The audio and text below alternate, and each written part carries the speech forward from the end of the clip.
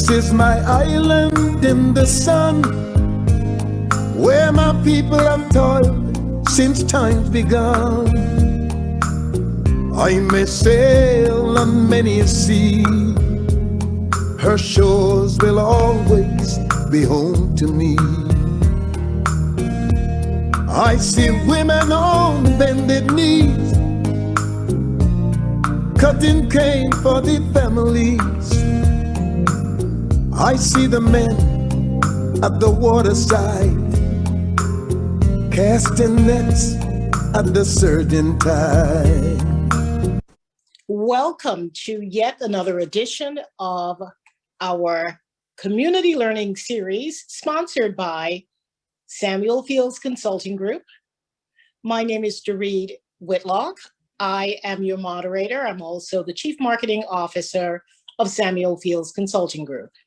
This is our third edition of our financial literacy programs that we offer as a free service to the public to encourage everyone to improve their journey to financial wellness.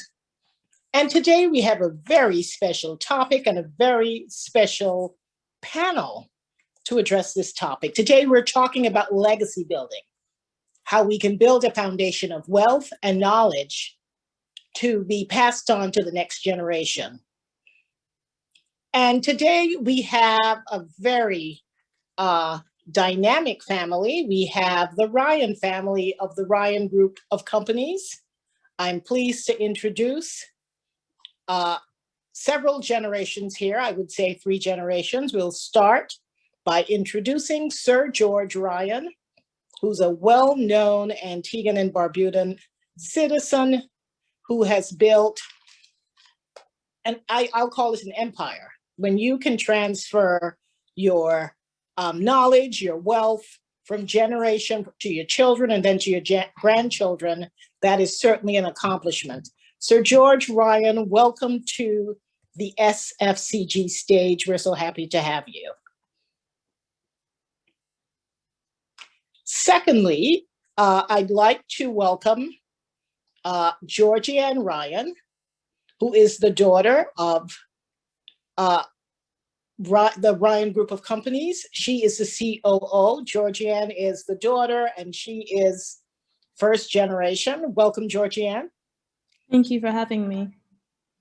Fantastic. And then we are also joined by Evan Ryan, who is the grandson, and he's an associate at the Ryan Group of Companies, and he also has lots of other interests that he'll tell you about. So, Evan, welcome. Privileged to be here. Thank you. Fantastic. And of course, we have our very own CEO of Samuel Fields Consulting, Miss Megan Samuel Fields. Good afternoon, everyone. It's a pleasure to be here. Great. So listen, if you've done our 2 previous seminars, you know that these are packed with information. It is, from the minute we say go, there's so much to learn, there's so much to discuss. And as is customary, we always like to start out with a nice little poll, something that gets you warmed up, gets you thinking about, it's light, but it gets you thinking about the topics that we're about to tackle. So momentarily, we will have our poll for the day on the screen. We're also joined by Sushanto, who's our tech guy, and Lisa, who is our operations manager. Here is the poll. When should parents begin to talk to children about the importance of money management and family finances? The responses are as soon as they're old enough to count money, spend money, earn money, or parents are not obligated to discuss money issues with their children. I'll give you a few moments to respond. When should parents start talking to children about money? As soon as they can count money, spend money, earn money, or parents are not obligated to speak or to discuss money issues with their children. We'll give you a few seconds, and of course, we like instant results, and we should have some results for you momentarily.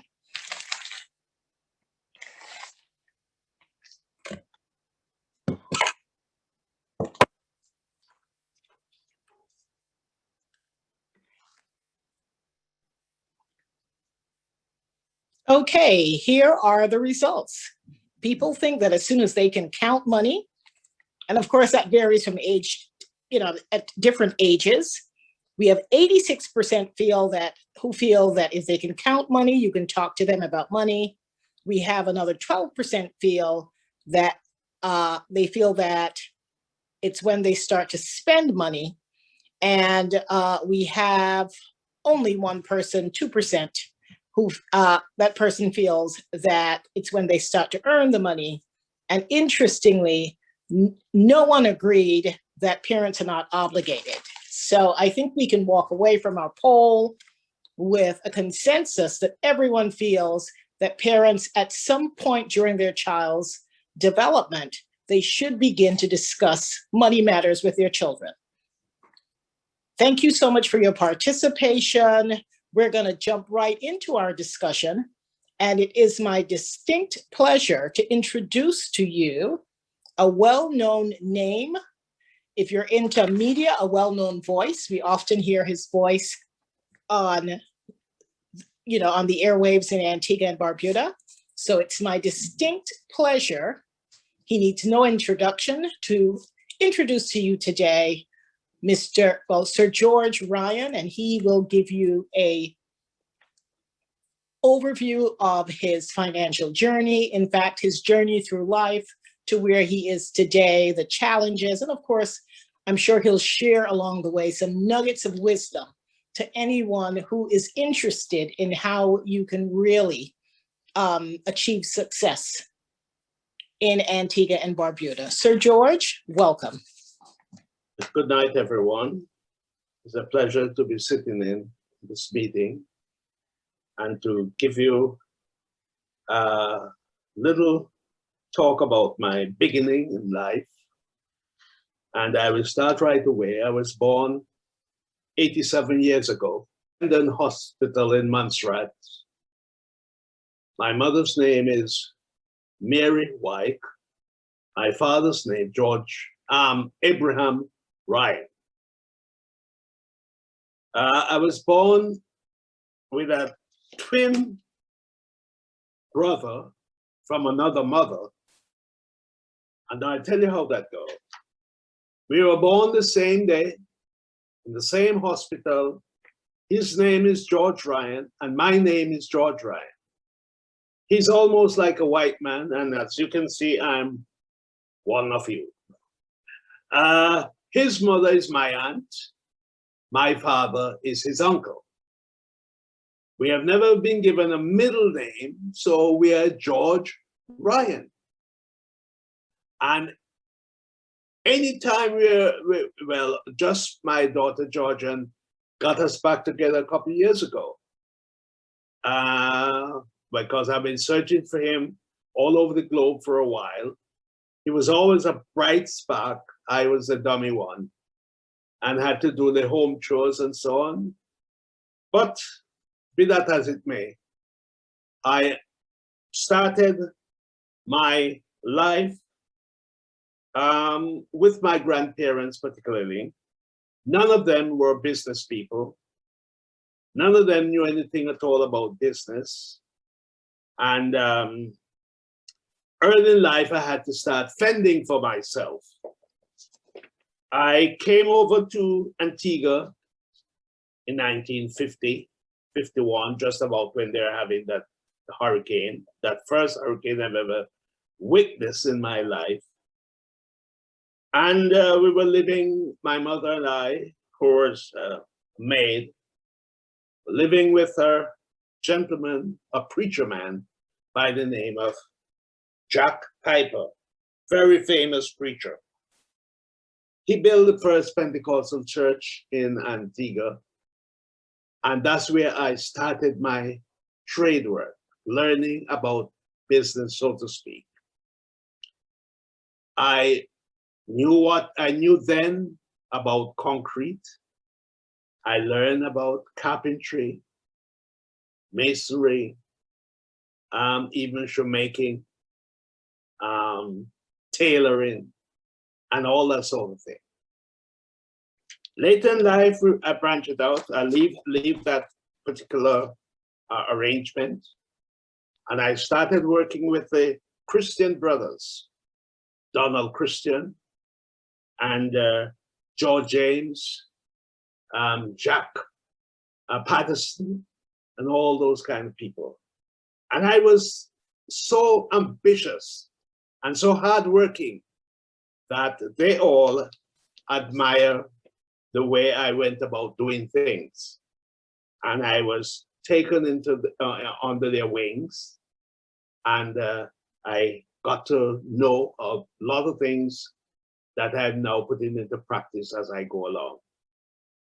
I worked at Jolly Beach, the Waters, and all these different places. And I decided that one of these days, I'm not going to be like my father. My father had 2 sons, and I was treated as an alien. I had to fend for myself and all that sort of thing. And I say, should God prolong my life, that I should grow up to be a man, I would not treat my children that way. And so late in life, there was a struggle for some people to get the type of material they want for doing business and so on. I'm shortening the story as to get the time in. And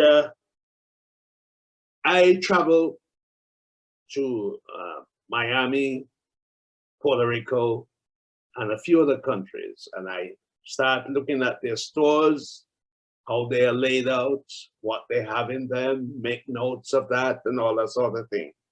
And decided I'm going to have a go at it. And so I started out, and today it is a success. I'm cutting the story so as to, get it in. You talk about, you ask a question here, talk about your journey to a successful business. To be successful in any business, the first thing you've got to learn is to be honest. Honesty is your guide to success. And I started out, bringing in a few pieces of material.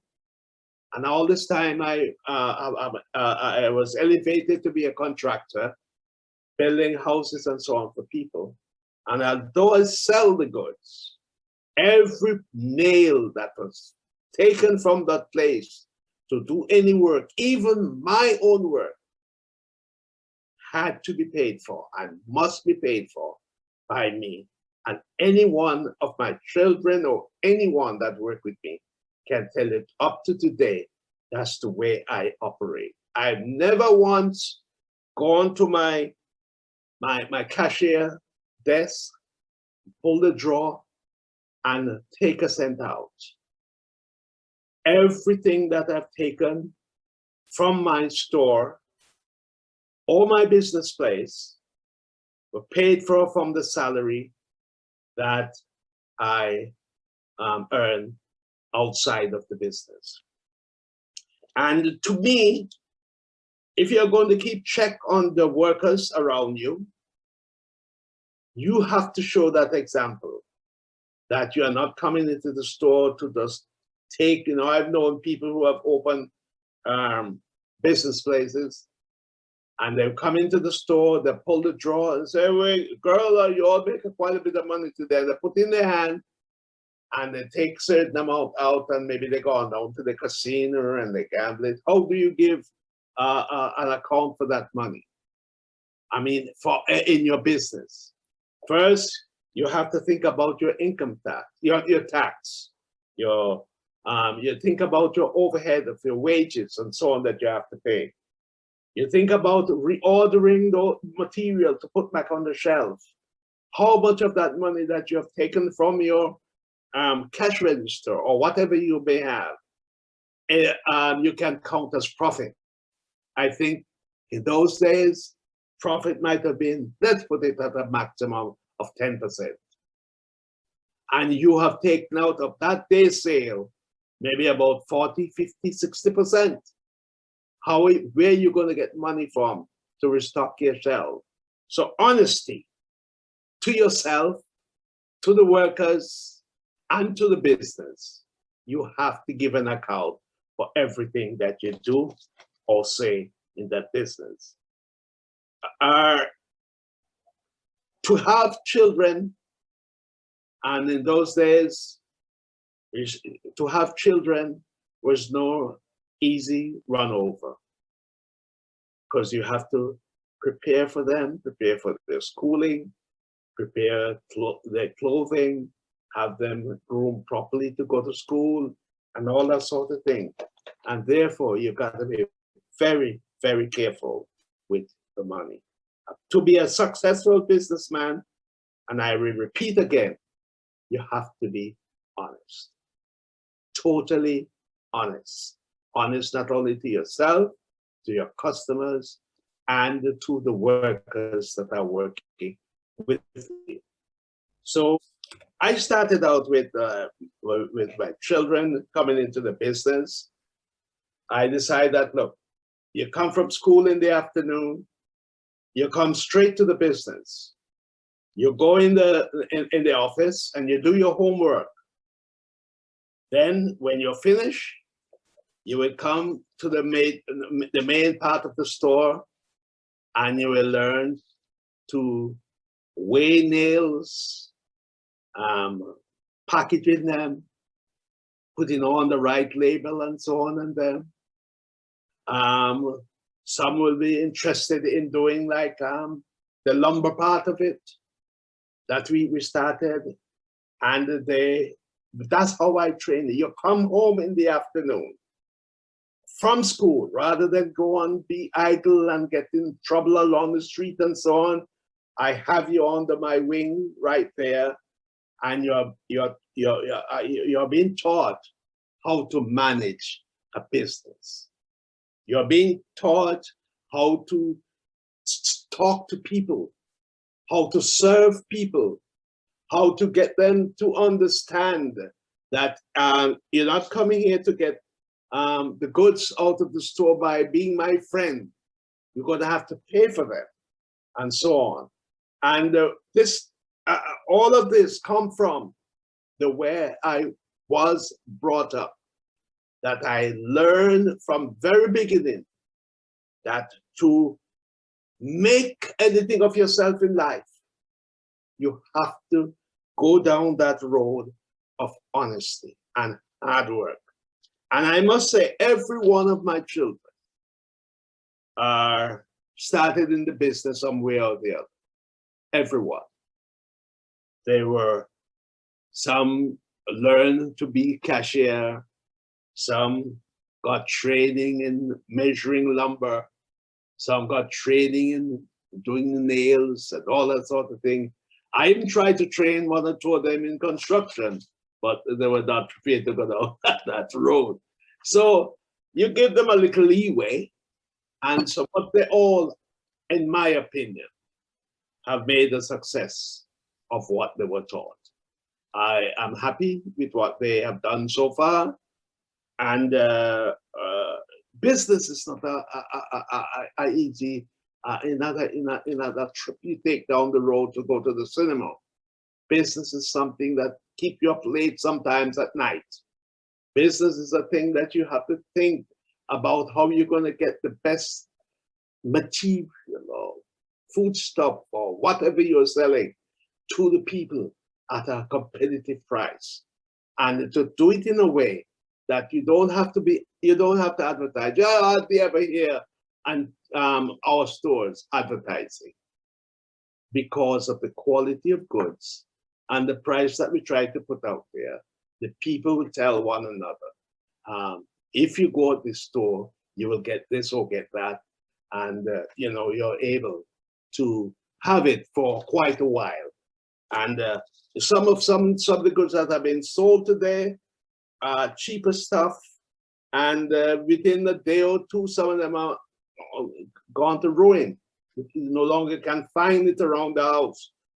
We will sell your goods that will last upwards of 20 years. So that's how I nurture them, brought them up into the business. We have Paul now, which is the oldest one. He's in the car business. We have Curtis, when he had branched out, had gone into his own business, but that's another story. Lyndon, he's in the lumber yard man, the man who runs the importation of goods and find out where to get the best prices and all that sort of thing. We used to have Esley Ryan in the business. She's no longer there. We have Anthea. She's with Paul at Antigua Motors.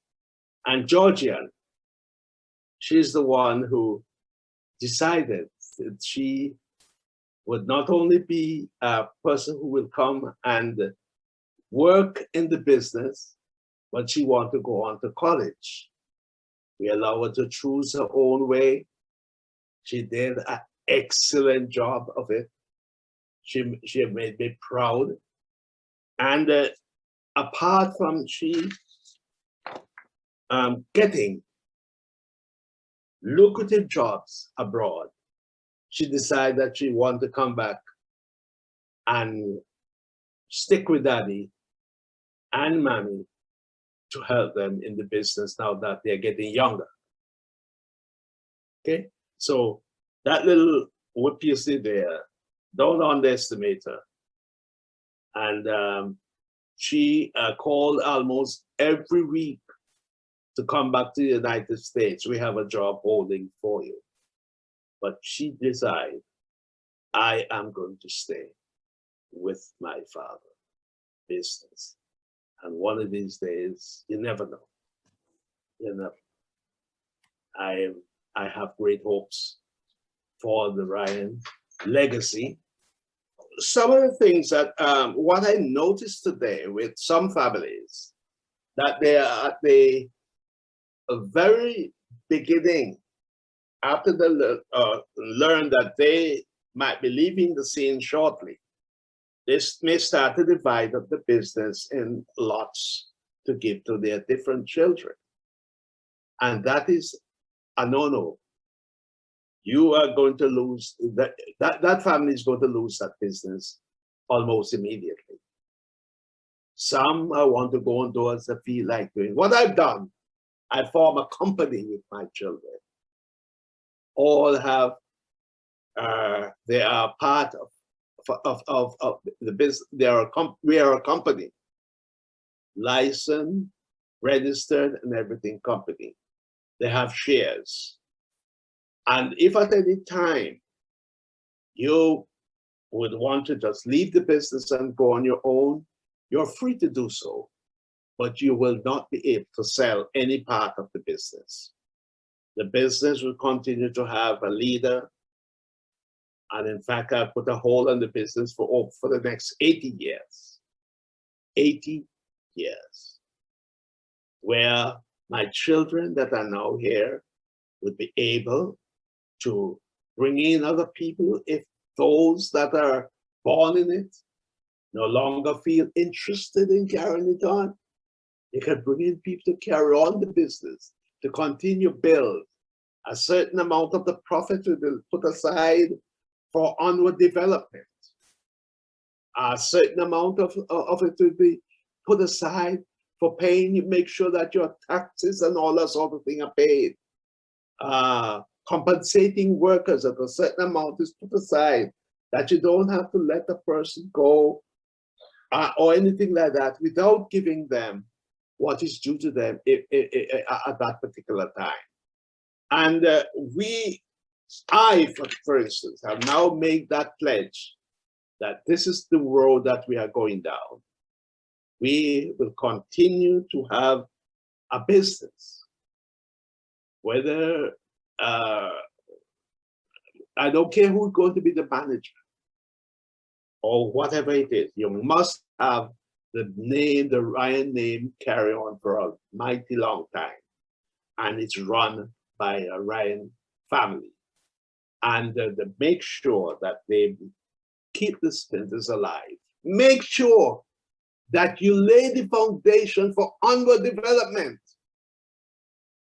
and not allow that business to go to naught because you are not alive. Look at what happened to the Pickett.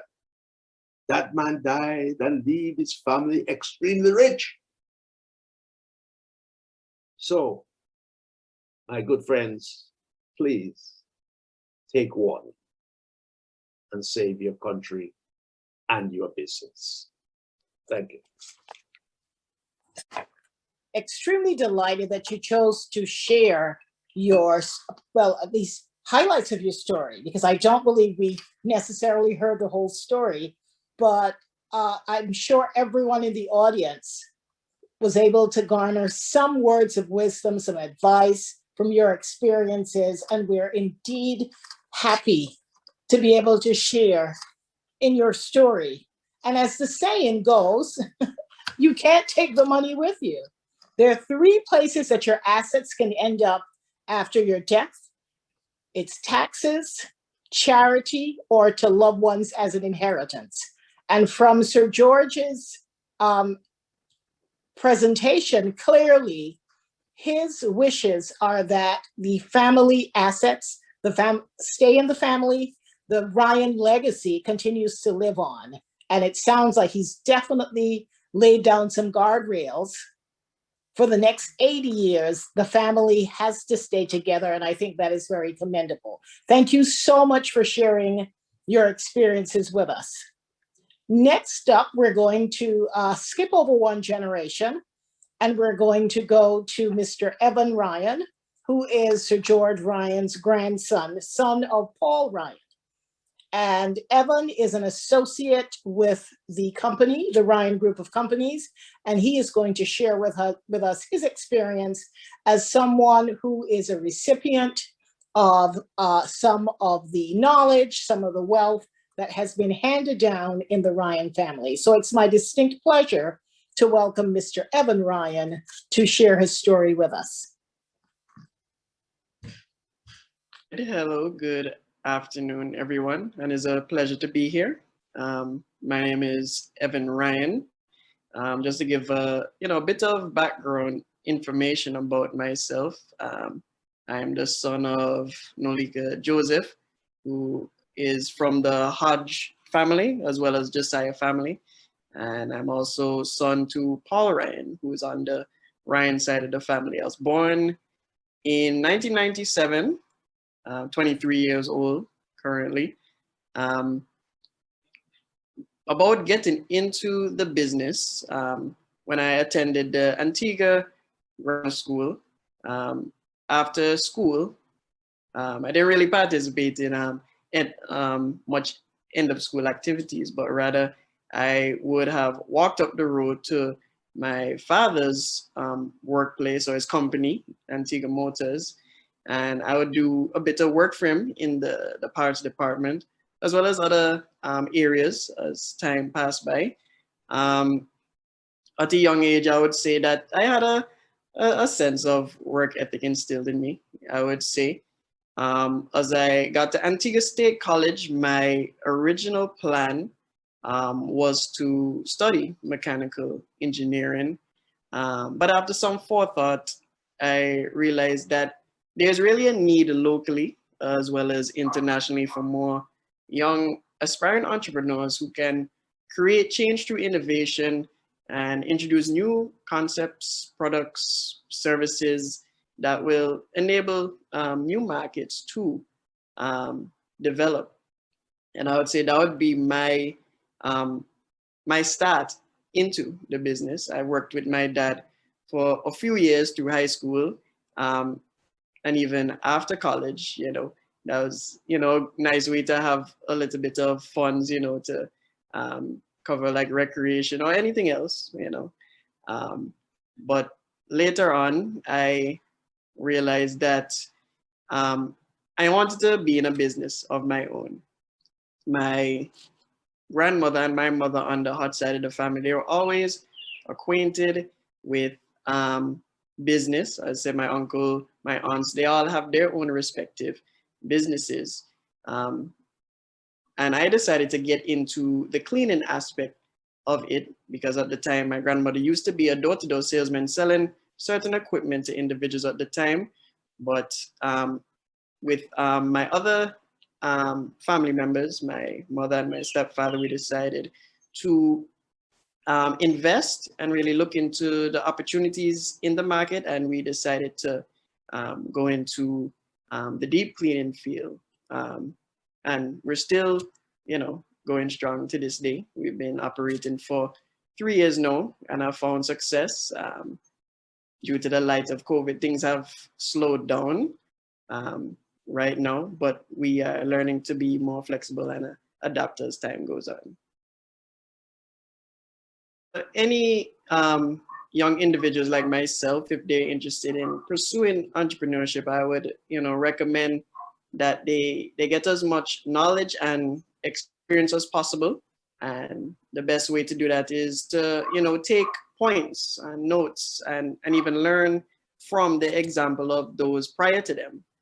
If in the case they don't have others in a specific family business to look to, there's always examples in any sort of field or industry that many people can get information from. Because in my opinion, many, even nowadays, who are getting tertiary education, a lot of times they lack the skill and experience for on-hand practical work. So it's definitely a good thing to really take notes from those who have been in the field for as much longer as they have, and really see how they can apply and meditate meditate and apply what they have learned from them, and see how even using modern day technology as a way to boost efficiency, as well as save on time, cost, and just make overall business activities less of a hassle. In my opinion, I do agree that a lot of family businesses or even families that have businesses being connected with them, there's a lot of human element to it, in which that the various challenges poses really comes from the different of beliefs, values, and attitudes. But I wouldn't say I've had much challenges in that regard, especially my grandfather, who I see as a fine example of, how the keys to success in a business come through determination, discipline, and, those very aspects, I've really learned to appreciate. And he has also been very supportive of my business. And from his support, I'm able to have more motivation, have more drive to really ensure that this business works. Yes, sometimes there might be a bit of, conflict or opposition, but is very limited, and as I said, once common ground is found, and once we have, made resolutions, those issues they're not very big, really. The goal of any, startup small business is to expand and never to really settle for less. So in the future, I'm really planning on seeing how our services can really help to improve the standard of living through, employing local individuals, and as well as seeing how we can even look for avenues of how to increase customer satisfaction and really see the true importance of why it is to give back to the community. But as for the business, I do hope that these services and the organization itself can expand regionally in the Caribbean. But with my family's support and dedication, hard work, commitment, it is not impossible, you know, just continue to work at it. Words, well, you know, I'd just like to encourage everyone that if you have an idea, you know, don't let it just stick there. You know, try to go out, pursue your goals. As I said, entrepreneurs must be willing to take risks, not extreme risks, but moderate risks, and to really, you know, do the necessary research, you know, to really see how they can get as much market share as they pursue future expansion of their business. But like my grandfather always says, you know, everything takes time, everything takes work. As I said, you will have your ups and downs as you approach, you know, certain obstacles, or even as you get certain opportunities. But, you know, the key is to educate yourself and to really look up to the fine examples of those we have around you to help you to push forward to those aspirations. Thank you so much, Mr. Evan Ryan. That was certainly a presentation from the heart. And you know what, Sir George Ryan, the world is in safe hands.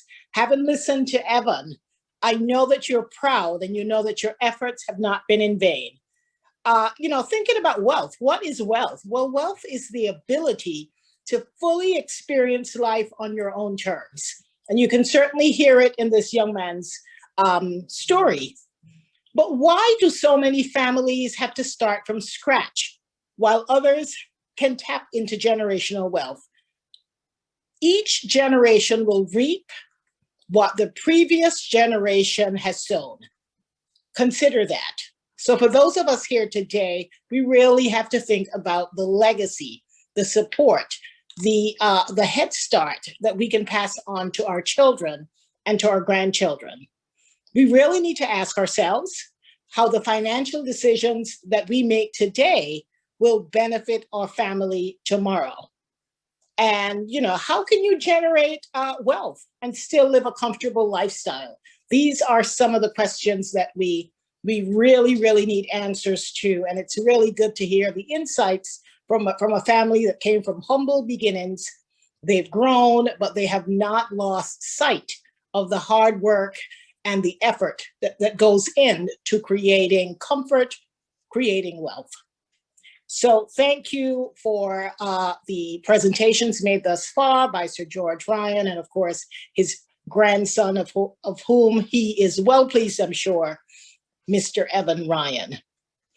So we have saved for last Georgianne Ryan, who, based on her father's presentation, she too has made her family extremely proud.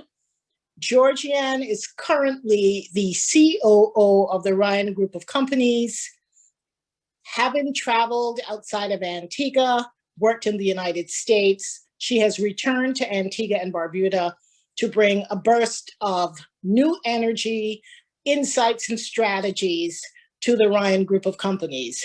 So it's my distinct pleasure to welcome Miss Georgianne Ryan to share her story with us about being a part of a dynamic family that is passing the knowledge and the wealth on to future generations. Georgianne, welcome to the SFCG stage.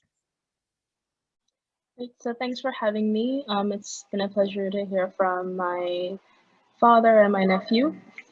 So my name is Georgianne Ryan, and I am the youngest child of Sir George Ryan. I was born in 1996, just a year before Evan. So he and I kind of just grew up like cousins or brothers or something. And I'd like to start this presentation by sharing this quote that was really important to me growing up, and that is, luck is great, but most of life is hard work. This quote is really important to me because particularly when you grow up in a family that has had businesses, a lot of people assume that, okay, she's lucky, she's set for life, or she's lucky, or people who are in the position think, okay, I'm lucky and I'm set for life. But in practice, when you look at people who have an attitude, you know, your luck runs out at some point, and hard work is what you have to use to maintain that luck and actually grow it, not only for yourself, but for those coming after you. So as I said before, my name is Georgianne Ryan. I've had training as an economist, as an entrepreneur, and as a data analyst. I've worked in a wide range of public and private sector positions in the US, UK, and Bangladesh, as a researcher, a chief executive, and a consultant.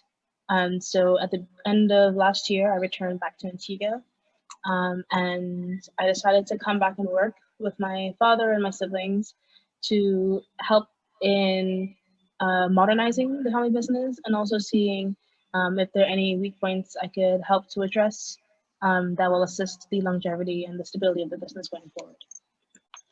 So that was me graduating from Columbia, class of 2020. So I was a part of the Zoom generation for finishing degrees online. And so, yeah, after finishing Columbia, I decided to come home, particularly during the pandemic, packed up myself, my husband. I got married during my degree, and my cat, and we just moved back to Antigua. So these are some important things that my family taught me. And this is not only things that I've learned from my father, but also from my mother, and experiencing the world around me as the youngest. Because everyone says, you know, when you're the youngest child, you learn from everyone else's mistakes. And that's the benefit of being the youngest. And so the first thing was that independence is important. So even if you're coming to work with a family business, it's important to pave your own path, to make your own income, and ensure that you're independently qualified, whatever the world throws at you. I learned this from observing not only my family, but also other businesses in the wild, that you never know what's going to happen. You never know if there's going to be a economic or a natural calamity. You never know if there's going to be anything that's going to disrupt your ability to contribute to your family's business. And so you want to be in a position where you're not just put up there on a pedestal, but you have nothing to show for it. You want to be in a position where you actually know what you're doing, and you're not just there because it's your family's business, but because you're able to contribute as well. The second thing I learned was education experience is a must. My mom and dad were both really big on me pursuing higher education, not only in terms of schooling and doing a master's degree and doing a bachelor's degree, but also in life schooling as well. So traveling, meeting people. When my mother had suppliers over from Germany or all these places, like come to Antigua to see the store and to see what we sell and see what we do, she was really big in saying, okay, talk to this person from a different country, see what their life is like, learn a few words in their language, and just kind of learn to be a kind of world citizen, learn to be culturally and culturally educated as well as academically educated. And the third thing that people taught me is no one can make you feel inferior without your consent.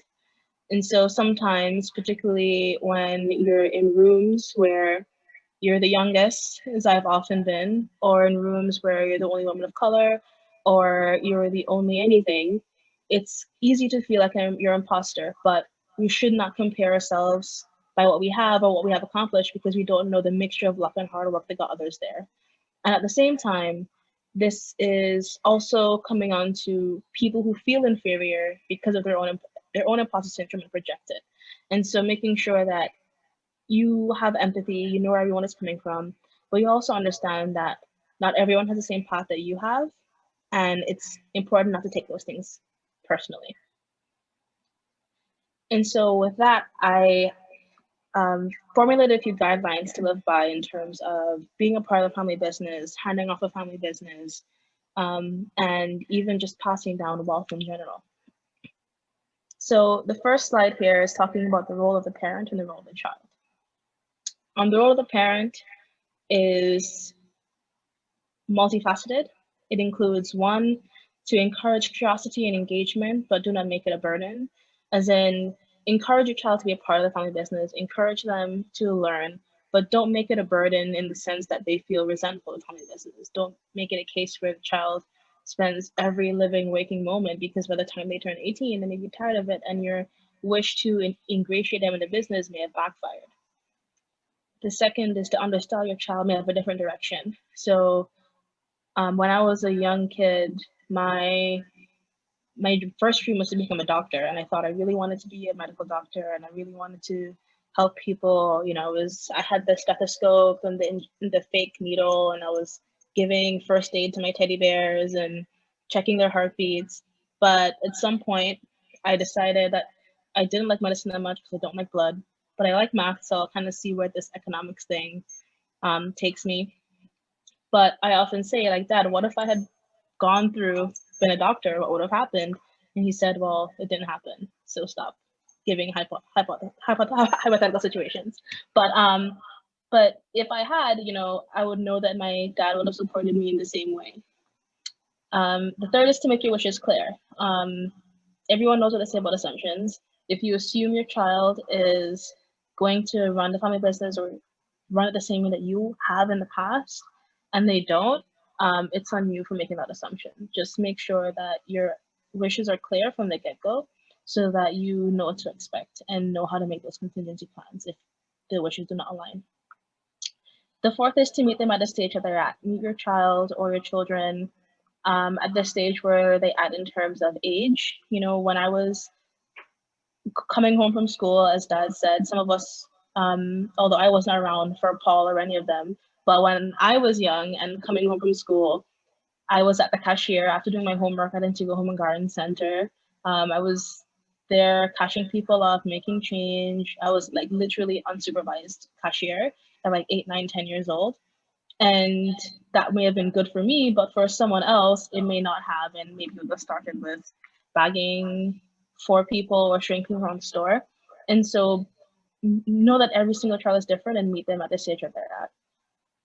The next one is to encourage them to move their interest into yours. So for me, working with my mom at Antigua Home and Garden Center, my mom and I have very different tastes.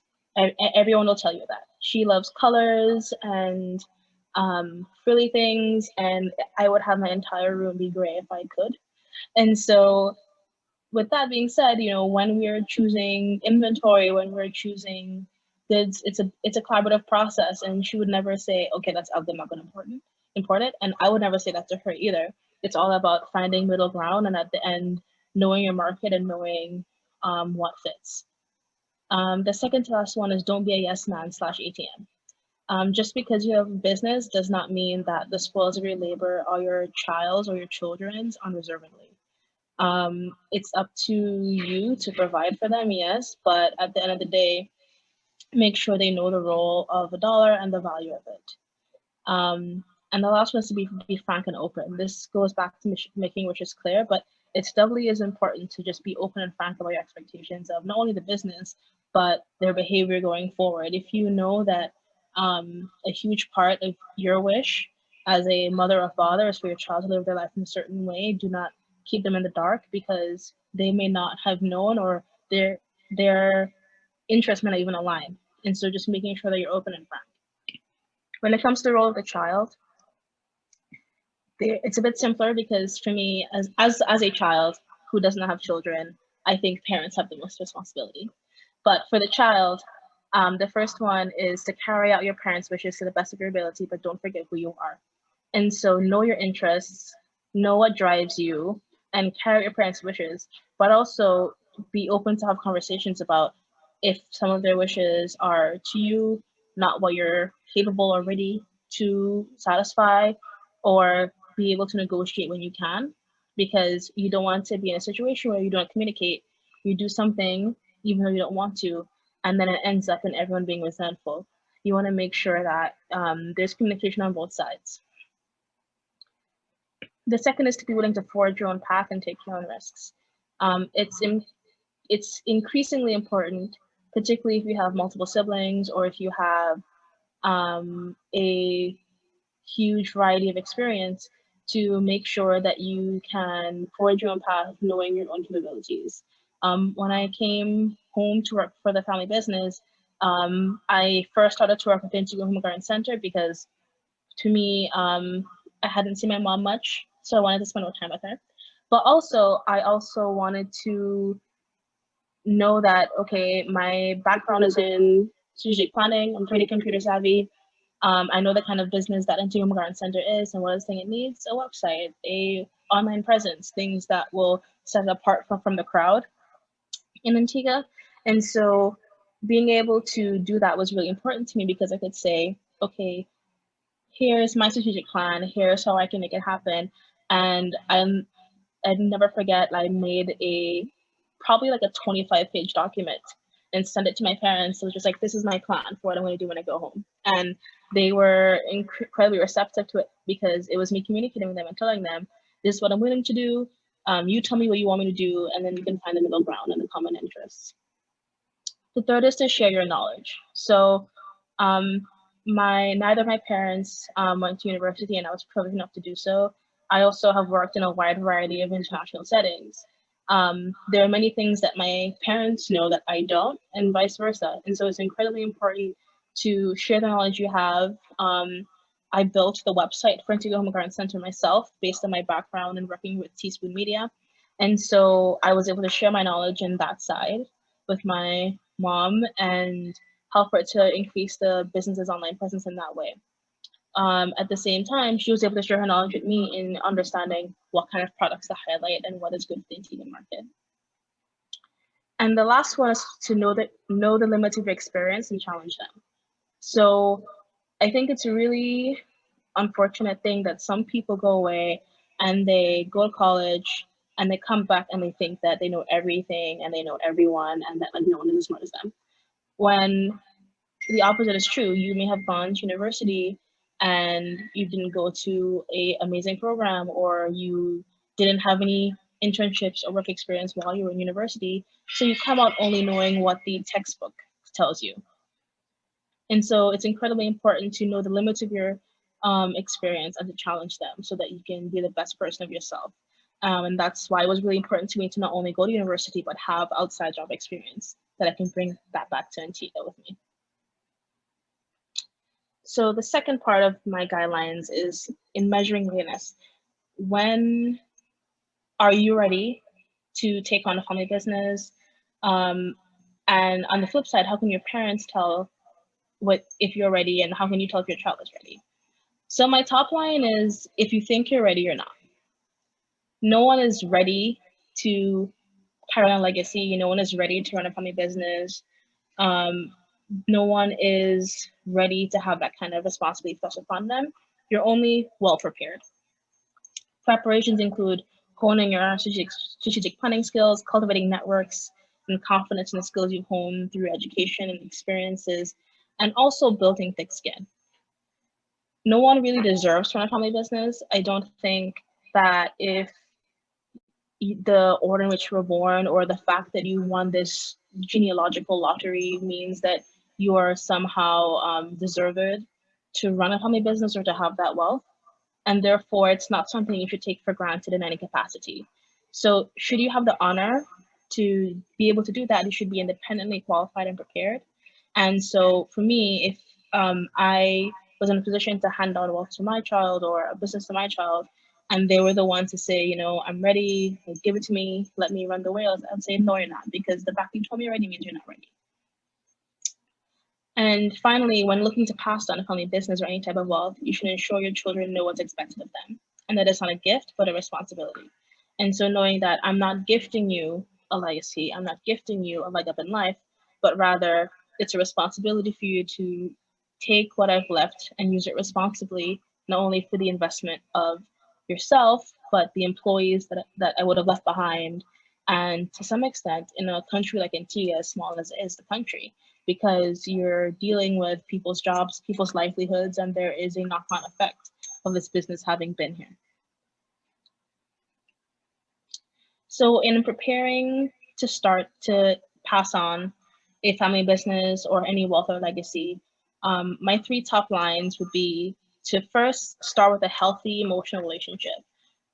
If you do not have that kind of rapport, that relationship with your child, there's no guarantee that they're going to take heed to what you tell them. And so it's incredibly important for them to know you, to love you, and also that you know them and know their strengths and weaknesses as well.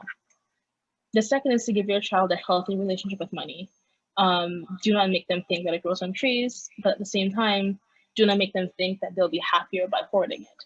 Teach them the value of investment, the value of saving, and also the value of knowing to live within their limits and within their budget.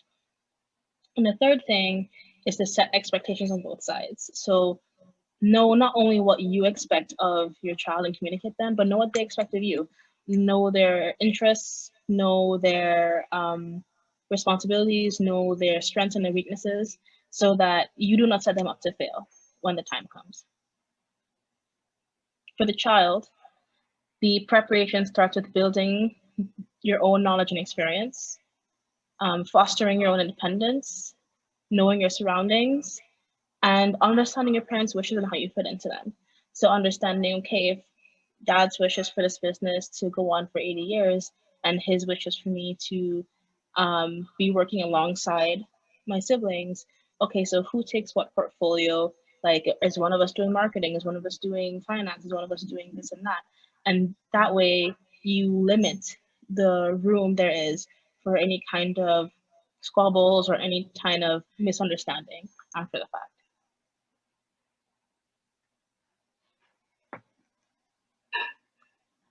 My final guideline is that there's a balance between wanting to secure a legacy and wanting to duplicate yourself.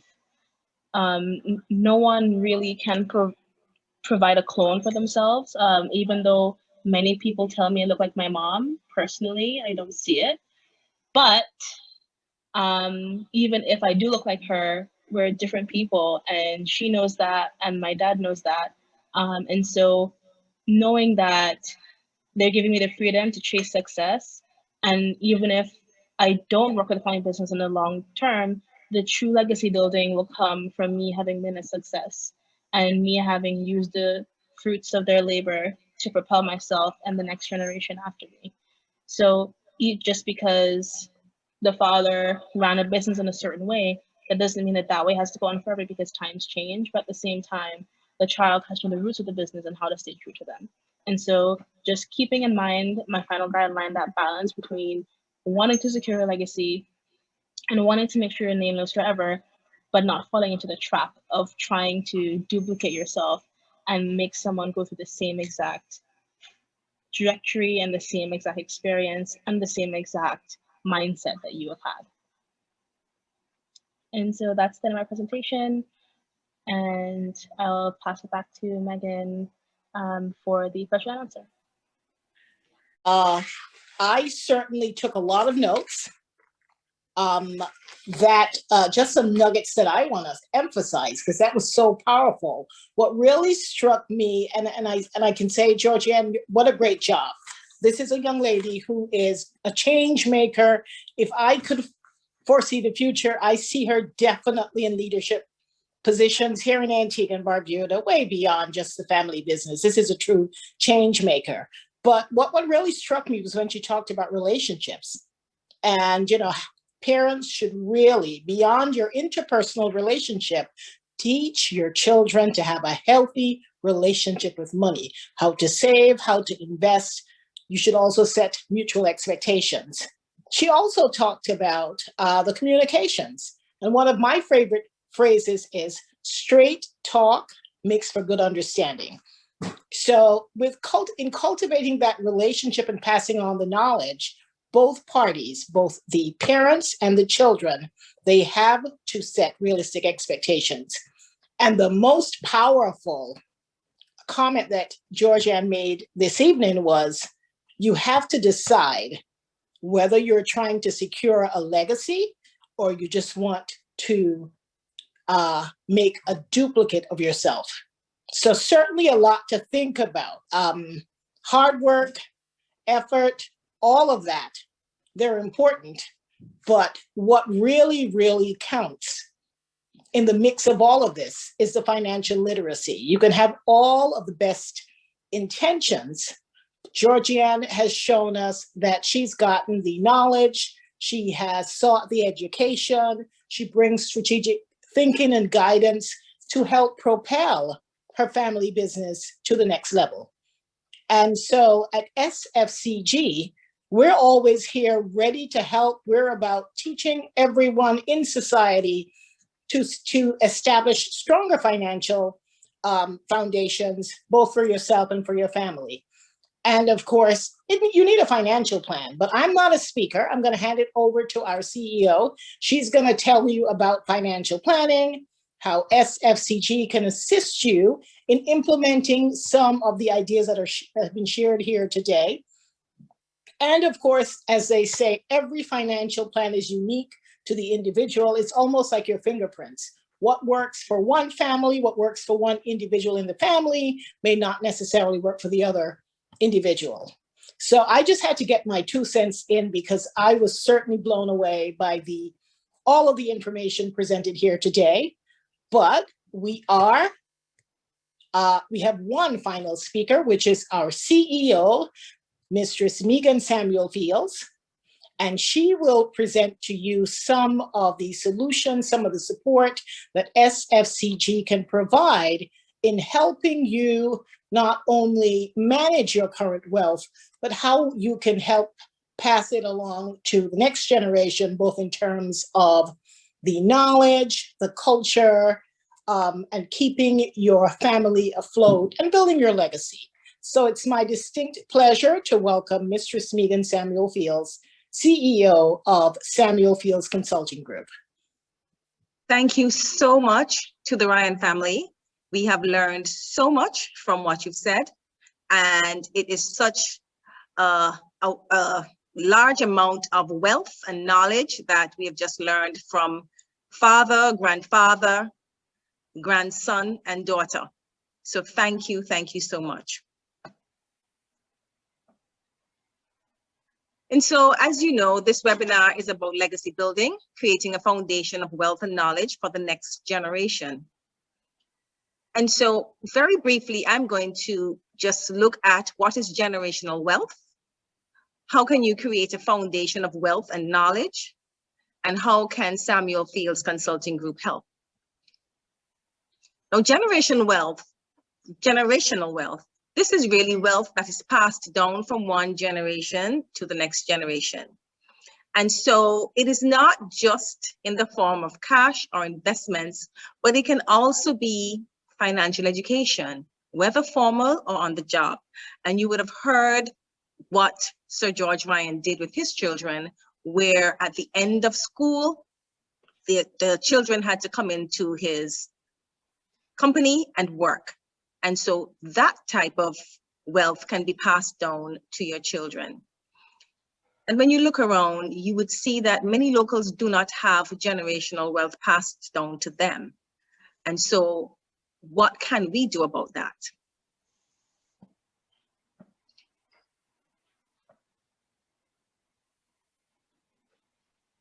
Here are some points that I would like to speak about as to how we can create this foundation of wealth and knowledge. We need to look at our mindset and break the cycle. And the cycle has to do with how we were raised. We were not taught about generational wealth, passing the wealth down. And so we have to look at our mindset and determine that we are going to do things differently. We have to teach our children about finance to improve their financial literacy so they can understand how money works. If you have a business, do as Sir George Ryan said, bring your children into work and let them see what you do. They need to understand that money doesn't grow on trees and that it calls for hard work, dedication, honesty, as Sir George Ryan indicated as well. Encourage them to get a college education or learn a skill. I know not everyone would necessarily needs to have a college education, but that would be good to have if you can. We have the University of the West Indies here in Antigua. We also have Abbott. We also have American University of Antigua. So there are opportunities here in Antigua where your children can get a college education. But if not that, encourage them to learn a skill. Now, many of you might be saying that you don't have a business, and that might be so. I encourage you to see if you can start a business, but if not, consider getting life insurance. Life insurance, I know sometimes gets a bad rap, but it's basically you getting insurance to ensure that in the event of an untimely death, that there is money set aside for your children that they can invest. And of course, if you have been teaching your children about financial literacy and understanding how money works, then if they do come into a sum of money through life insurance, they will know how to deal with it. I would also encourage you to invest in real estate or stocks. I know that during this period of time, it's difficult because it's a tough time.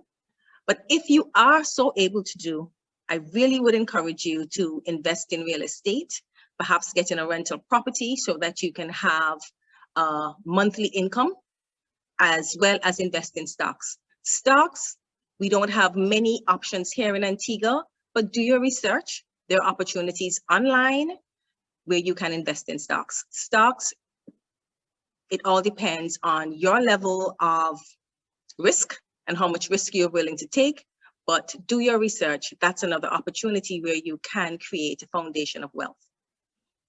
And I encourage you to write a will. A will basically allows you to document how you would like your estate to be dealt with after your death.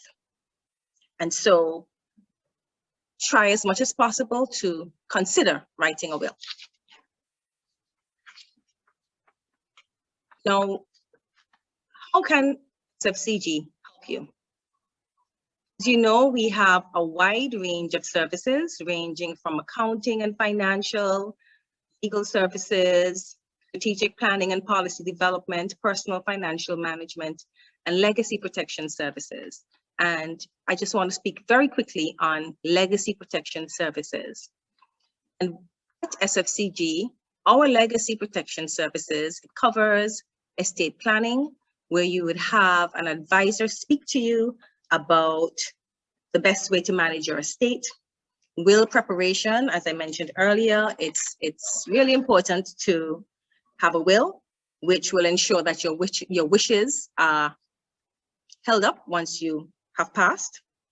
You may want to also consider having trusts where you can actually set up a trust for your family. If that is what is better for you, we can sit with you and arrange for a trust. There may be instances where you need to appoint someone as the person who will act on your behalf, and that would be a power of attorney, and we can assist you with preparing the legal document for it. We also provide property management services, so if you are the owner of several properties, we can assist in the property management of it. And we also offer retirement planning, where we will sit with you once you are nearing retirement or in retirement and assist you in the planning for your retirement. And so on a whole, that's what we are here to assist you with. I'll leave you with a quote from Robert Kiyosaki. It's not how much money you make, but how much money you keep, how hard it works for you, and how many generations you keep it for. And that's what we would like to do. We would like for Antiguans to build generational wealth and keep it in their families for generations to come. If you need any further information, you can contact us at www.samuelfieldsconsulting.com, or you can email us at info@samuelfieldsconsulting.com. Thank you so much for listening. Back to you, Dorit. Thank you so much, Megan. That was quite an impactful presentation. It's one thing to hear what needs to be done, but it's great to know that there is help and there's support that we can tap into. And of course, SFCG, we're here to help. Our community generational wealth pledge is each one teach one. This can be the basis for a stronger financial foundation for our community. We really have to harness our wealth as a community to ensure the perpetuation of the community. And, you know, we talked today about how we can give our children and grandchildren a financial head start. And I'm sure that for most of us who worked hard, we don't want our children to have to work as hard as we did. And so if you want to give your children and your grandchildren a financial head start, it calls for a plan that's unique to you, the way you think, your approach to how you realize your goals, your dreams, your aspirations. They're all distinct to you. And of course, at Samuel Fields Consulting Group, we are here to customize a plan and to ensure that you can embark on a journey of financial wellness. So we have come to the end of our presentations. And of course, our panelists are available for questions. We're going to have another poll question, another fun poll question. And I encourage all of you to begin to go to the Q&A section, drop your questions in, and we will be sure to answer as many of them as possible and direct them to our various panelists. So without further ado, we're going to launch our second poll. We'll give you a few minutes to answer it. The poll is, at what age should parents give their children their first taste of financial independence by allowing them to make their own money through small jobs? Is it at age 18? Is it a little younger at age 16? Is it around age 14? Or do you think there should not be an age limit in terms of when children should begin to do small jobs? Let's go through that again. I'll give you a few moments to answer. At what age should parents give their children their first taste of financial independence by allowing them to make their own money through small jobs? Is it age 18, maybe a little younger at age 16, a little younger at age 14, or as far as you're concerned, there should be no age limit? I'll give you a few moments to answer.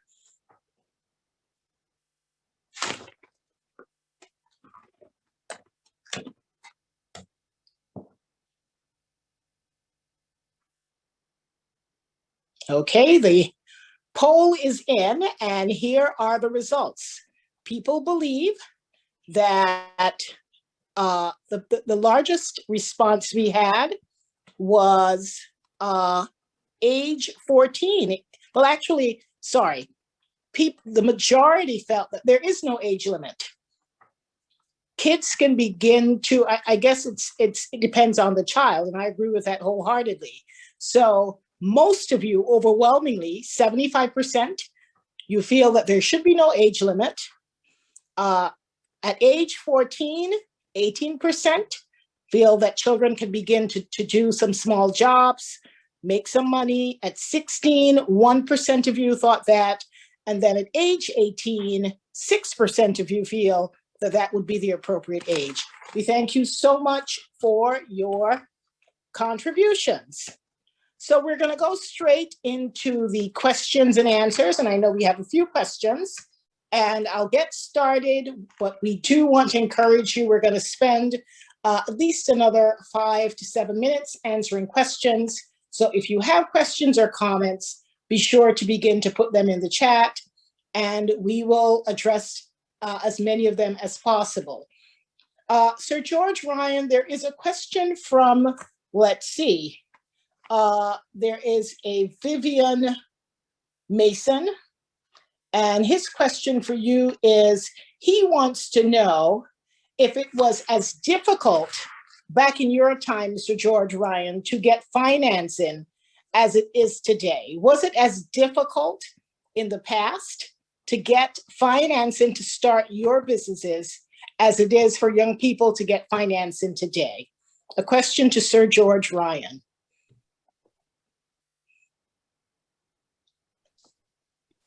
My answer to that question is that it was more difficult in my day because you did not have any background, or you didn't have any support from hardly anybody to represent you in a bank or to a loan company.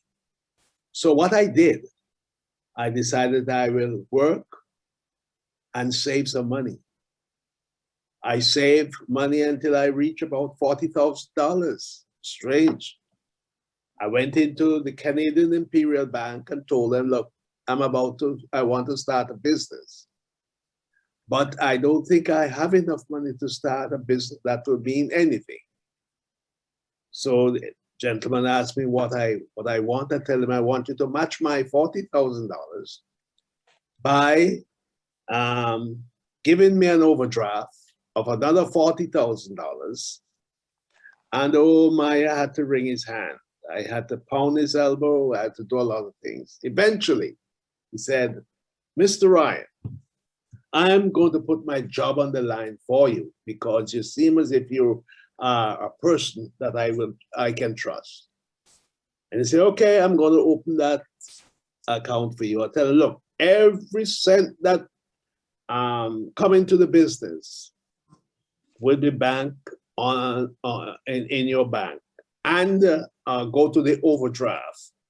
So I will not have that money to play around with or anything. Every cent that come into the business daily. And at the end of the week, you can write check or pay your workers and all that sort of thing. I got it, said, look, don't let me down because my job is going to be on the line. I'm not supposed to do this. And my goodness, I've never had a bounce check in all my life. I've never owe anybody and don't pay them. I never go back on any loan that I've ever taken from the bank. And if at any time I find myself in difficulty, that I could meet a particular loan amount for a certain period, I will call my manager and say, look, I will not be able to pay you this amount by the end of the week, but by next week I will pay. And by God, I'm always on time. Thank you very much. So that's what you have to practice. Be, as I said from the beginning, be honest. Be honest. Be honest. Once you're that way, the world is yours. Fantastic, fantastic. We have several comments that I'll go through as well, but keep the questions coming. We're getting lots of questions. Evan, someone is saying, wow, Evan, your presentation was great. Congratulations, keep it up. Mr. Ryan's story is always heartwarming. Congratulations to him as well in his presentation. He mentioned an uncle of mine, the late George James, so I feel proud. Mr. Ryan is also very generous. Not only is Mr. Ryan generous and he knows a lot about money management, I think he knows everyone in Antigua and Barbuda from his generation. So those are just some words of encouragement from our guests. Here's another comment. Sir George Ryan, some years ago, you gave advice on the media to invest in land assets. Thus far, I have done so. I've also returned to Antigua from university in 2018, and I've begun paving my own entrepreneurial path. I'm a hardworking, practical, and hands-on individual who's always willing to learn and develop myself. How would you advise me on using these land assets and other business ideas to create a legacy for my family, noting that one should have more than one income or one stream of income? So, Mr. Ryan, repeating the question, it started out with a comment commending you for giving advice. So you were giving free advice on the radio. You probably didn't realize that it wasn't falling on deaf ears. Even if the children don't listen, other people listen sometimes. And this young man wants to know how can he leverage his land assets that you encouraged him to help amass. And also he wants some business ideas in terms of how he too can begin to create a legacy for his family. Well, let me first start by saying, Lady Field, I will not try to rob you of clients or anything like that, because you have this wall of information that you can pass on to them. But I'll tell you, gentlemen, investing in lands is the best investment you can ever make in life.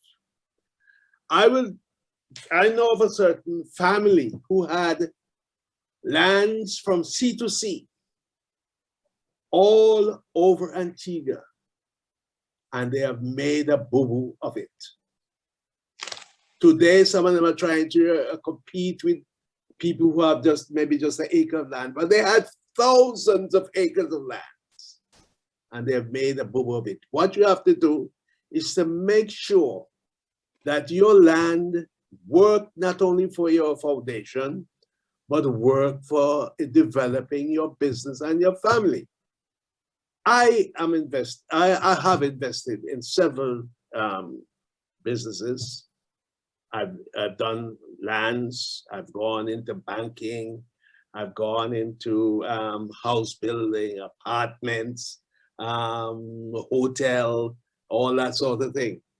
And I must tell you, all of them did not work out the way I would like them to. But the property is still there, earning money by simply increasing on its worth daily. If you buy an acre of land today for, let's say, $50,000, and that is reasonable if you can get an acre of land today for $50,000. In the next 4, 5, 7 years, you can get over $100,000 of that. You have to find a way which way you're going to put your money. If you put that same $50,000 in the bank, you might just barely able to eke out a 2% or a 3%. Over 5 years, you hardly make anything. But your land is going to bring you proper yield at the right time. And especially if you go into housing or land development where you're going to sell house plots or anything like that, your markup will be pretty handsome. So your advice to you, my friend, start to put money aside. I'll tell you how I started working anyway, just to give you a hint. I should not be going through all of this because maybe they're going to forgive me for this. When I started working out on my own, I used to get $5 a week. $5 a week. I saved, give my mother $2 for help to feed me. I saved $2 in the bank and I put the other dollar in my pocket. Those days you have to work 6 days for $5. And at the end of the week, sometimes I had my dollar still in my pocket, while my other friends who used to work with me spend days in the cinema and so on. You know what they call themselves today? Oh, Ryan, remember you used to work with you, and I don't know how you get the way you are today. We're lucky, you're lucky. Well, lucky is hard work. That's how lucky one can get. You have to learn to work hard and save your money rather than filtering it, drinking rum and smoking cigarettes and burning it up, killing yourself. And later on, you're a burden to government and to your family. Learn to work hard and be honest. Thank you. Fantastic. And thank you for that information. And we have one of our guests who has a comment and also a question for Megan Samuel Fields. His name is Paul Ryan. If he sounds familiar to you, I know Paul Ryan. Is that the guy from plumbing? Miss Fields, is that the young man you knew from plumbing? The young man from back in the day? From back in the day. So Paul Ryan is saying, congrats, Evan, Georgianne, and Dad. Mistress Fields, in your opinion, why are so many local businesses failing in Antigua? We have seen our local businesses divert to non-Antiguans and Barbudans, and should our government be putting things in place to avoid this issue? Let me repeat.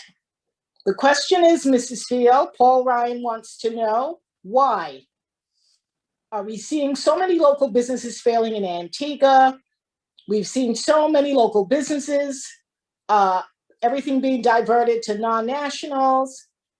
Should our government be putting things in place to avoid this issue? Before you answer, I want to make a suggestion. Maybe next time around, we will invite the Paul Ryan himself to be a part of the panel to help us understand.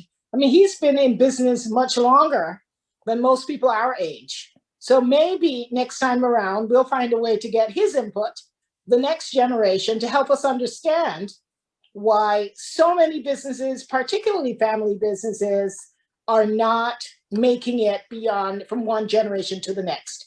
But the question is directed to you. Tell us why so many businesses seem to be having that challenge. Okay, so he says, why in my opinion? So I need to make that very clear.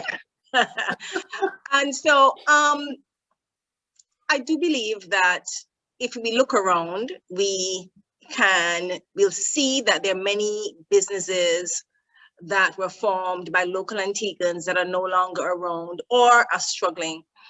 And I really do feel the biggest problem is our mindset and what we were taught and what we continue to do.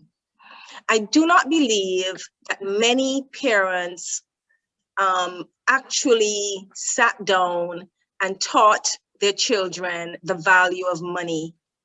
I think most parents were brought up hard.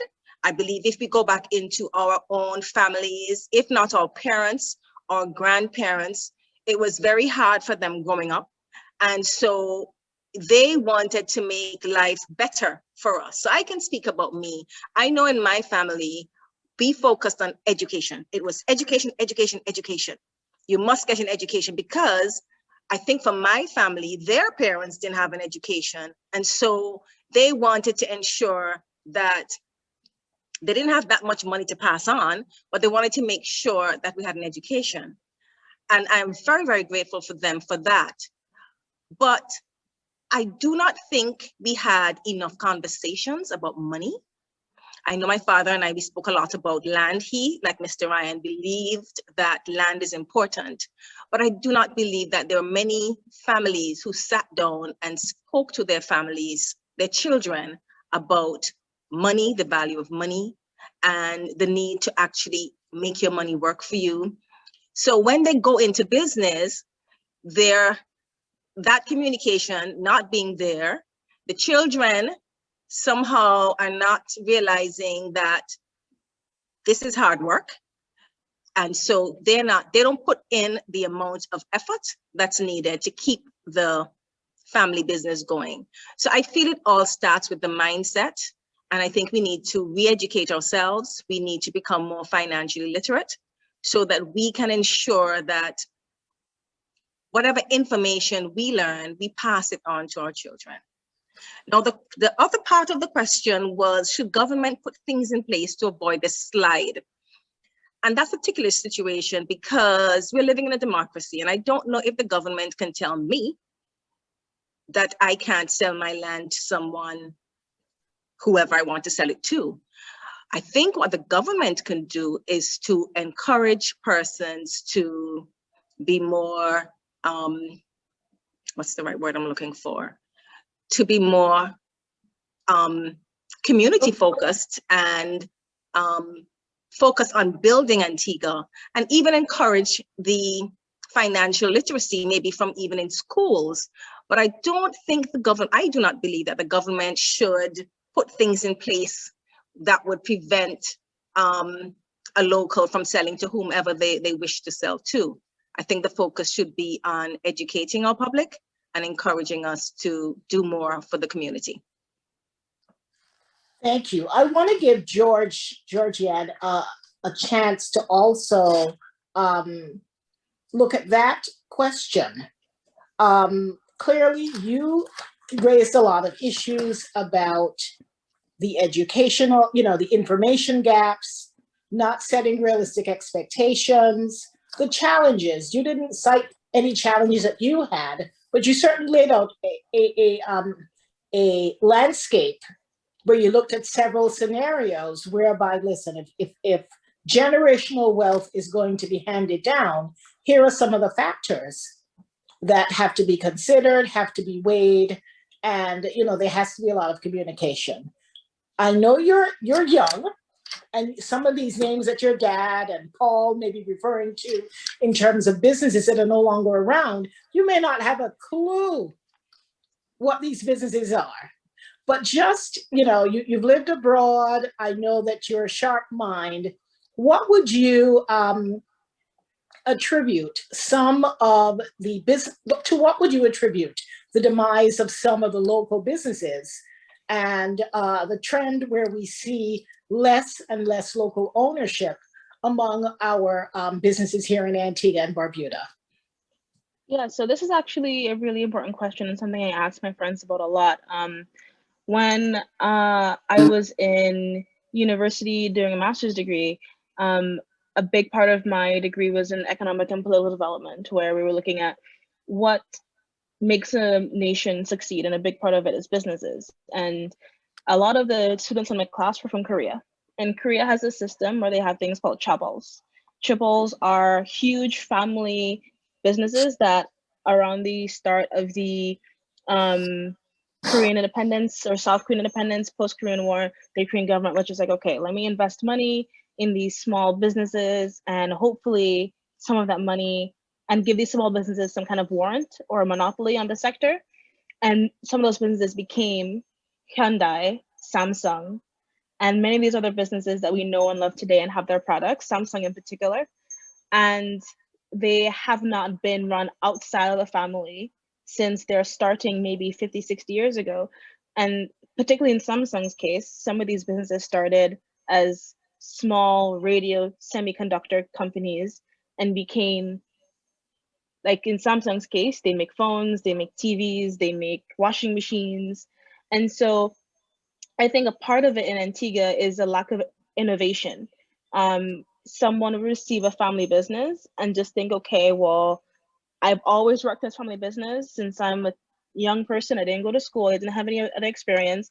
So I'm just going to keep repeating the wheel, keep rolling the wheel. I'm going to keep making the same things. I'm not going to change the price with cost, or if I do, it's going to be a hunch. Like I'm going to raise this thing by 25 cents. There's no math behind it.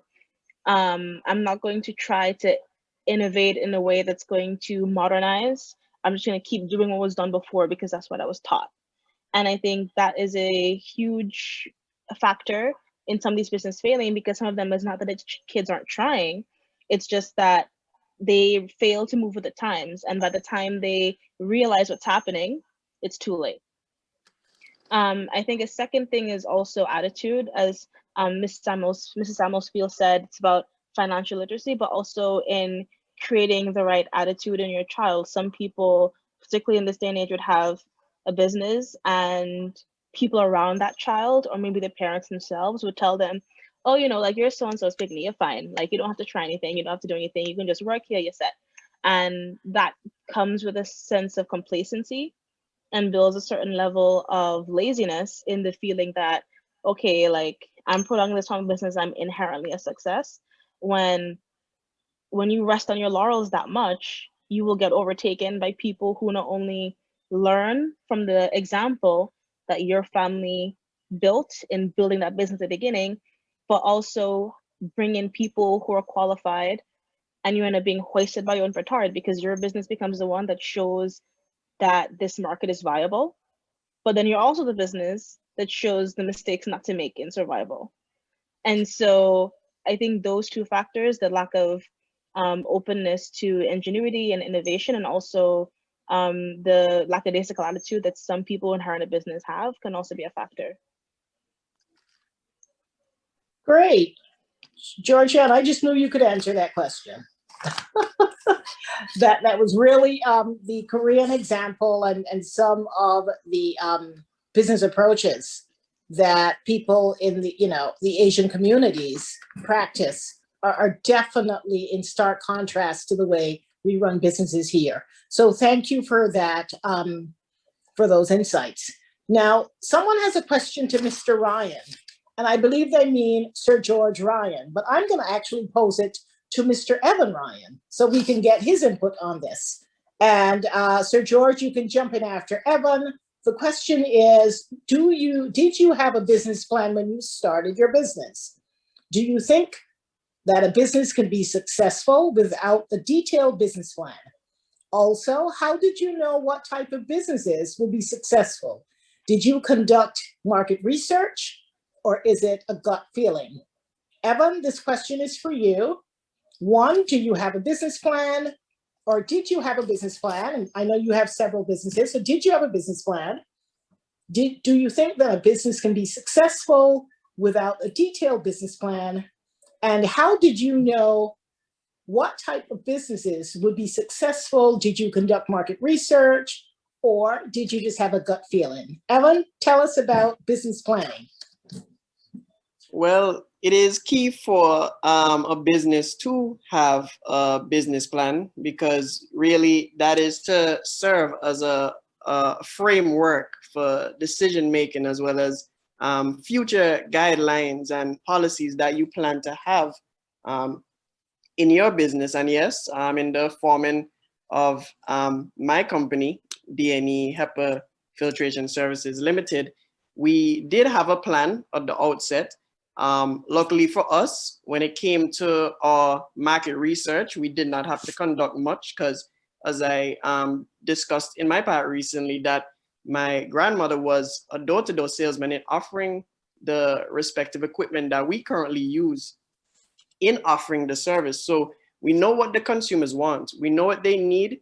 We know what results in complete satisfaction, and even we're willing to take the feedback of those same consumers. Am I still on? I see. Oh, yes. okay. Yes. Okay. All right. Just making sure, because it's kind of a bit buggy on my end. But yes, when it comes to market research, it definitely must be conducted, because even as Georgian spoke about that, a lot of the lack of innovation right now is why many businesses are failing or not succeeding as they should.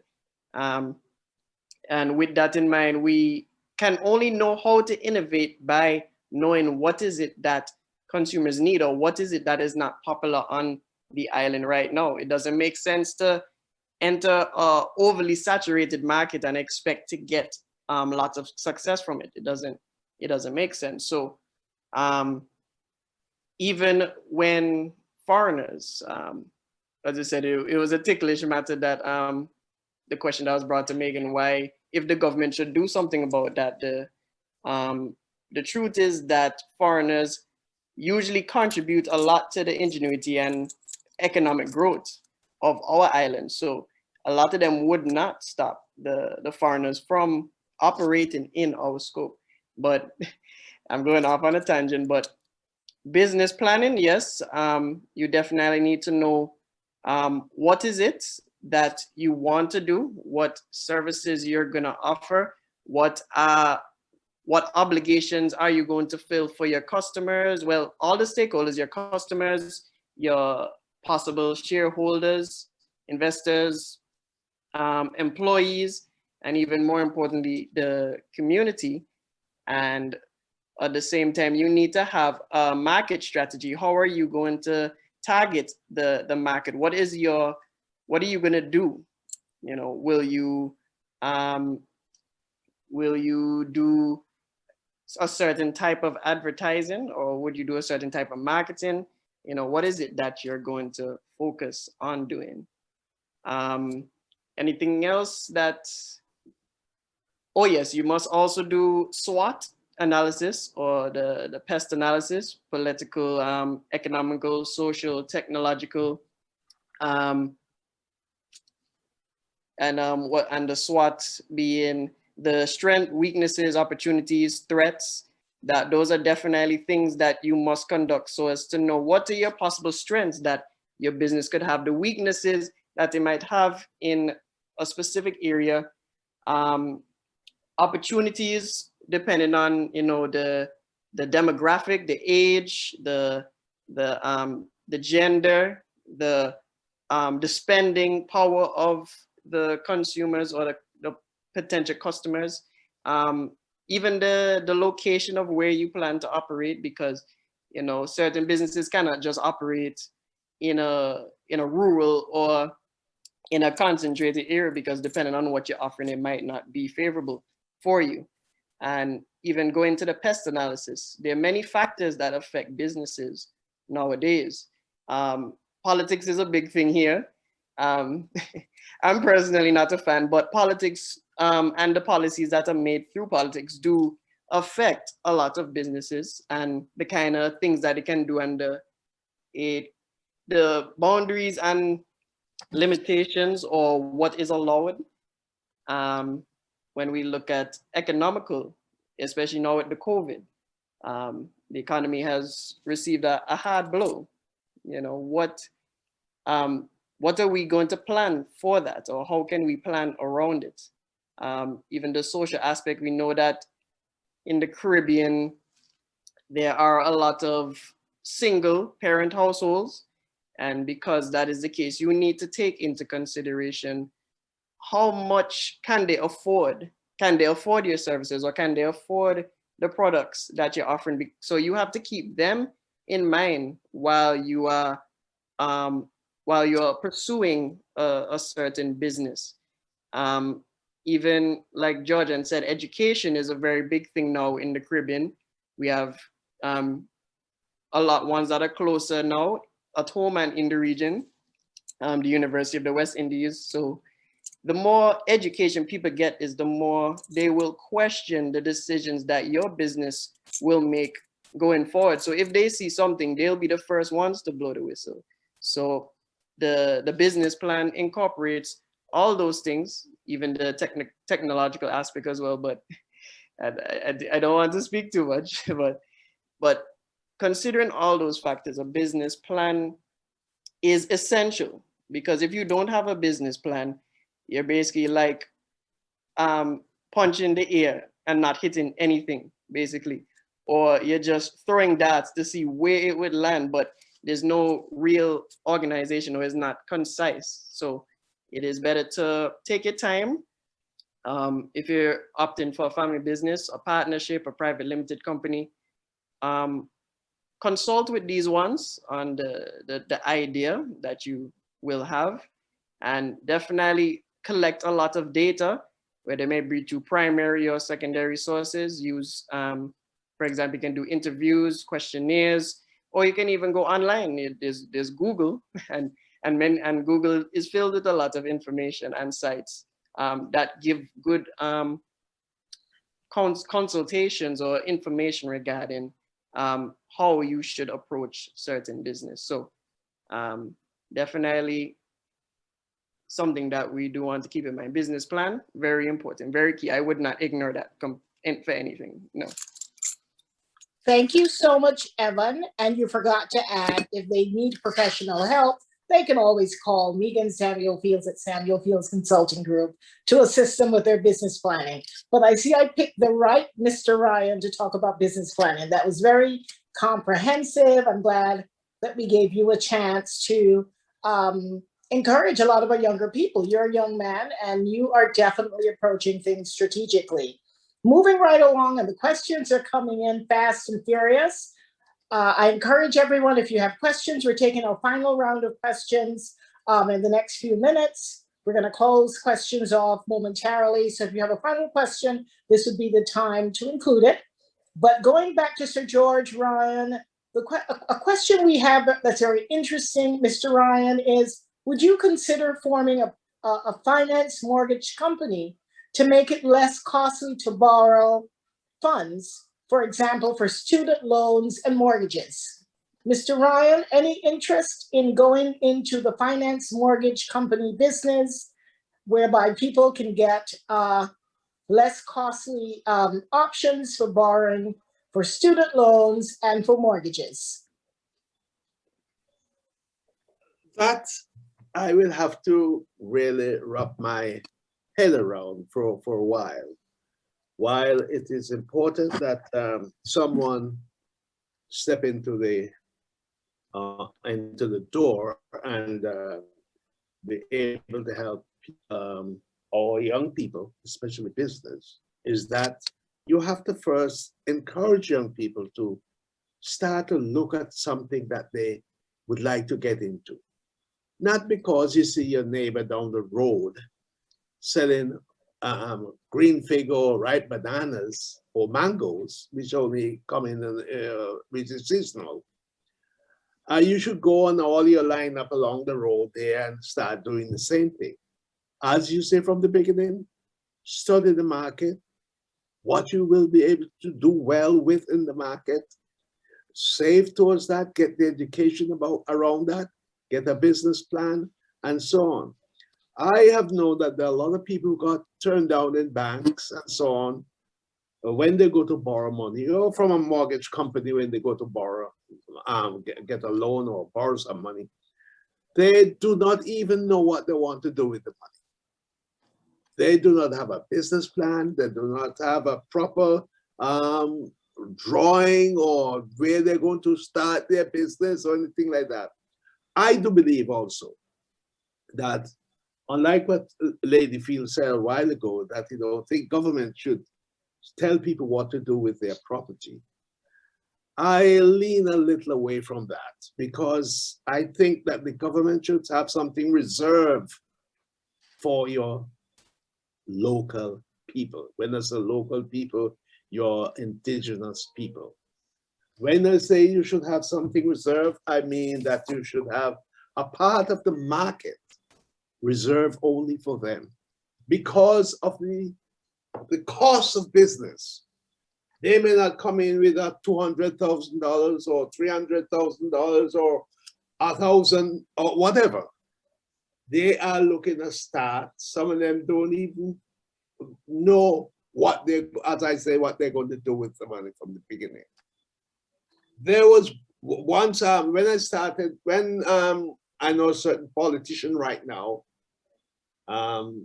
he is presently in the government. I'm not running away from that part of it. Were taking questions and had monthly what we call talk and this sort of thing, where they're putting aside certain part of the business for Antiguans. It never got off the ground. It's sad to say that.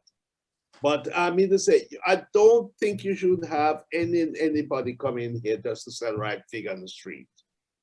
Or somebody bigger take 2 pallets and so on and go on the street. So when that person that is going on the street, that is on the street, or want to go on the street to sell bananas or to sell this or to sell that, you have a mortgage company. Would you lend them money? I would not. I definitely would not. If you're going to get it, doing your market research, search what the country may need, search what you can do well in.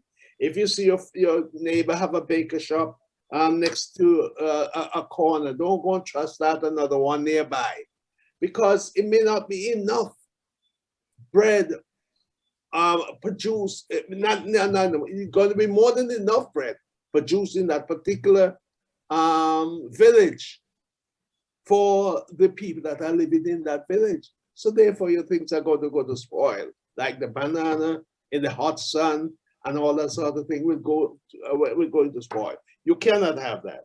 I think that yes, a mortgage company is something that you should think about. At the moment, I am investing most of my money in lands. If you have a piece of land to sell, as long as I can do my own bargaining with you, I'm going to buy it. I have bought quite a bit of it recently, and by God, I'm going to continue. You understand? It's a shame to see that we are parting with our lands. I'm talking about Antiguans and people who are now part of this development thing that we have in Antigua. You part too much with your land. Government should encourage you to sell the land, encourage you to rent it, and even own a part of that business. Encourage you to rent that land. And therefore, over 10 years, the rent might bring back the cost of what you would have sold it for then, but you still would have your land. You understand? You still would going to have your land, and you have gotten some monies out of it. So rent your land, like those guys in the Five Islands with the hotel. They have gotten quite a bit of rent out of those lands, and they're now fairly well off and still have their lands. So yes, a mortgage company is advisable. I would leave it to the scientists that we have in the family, the person that is that know all about money and so on, and is able to do that. That is all in planning for them. You know, they can do that, develop what they want to develop, do whatever they want to do, and make sure that they're able to help people the best way they can. Thank you. Fantastic. I have one more question for Georgianne, one more for Evan before we wind up this evening. Georgianne, the question I have for you, did your father guide you as to what courses you should take in college? And if so, what were they? And what was your reaction? Let me repeat.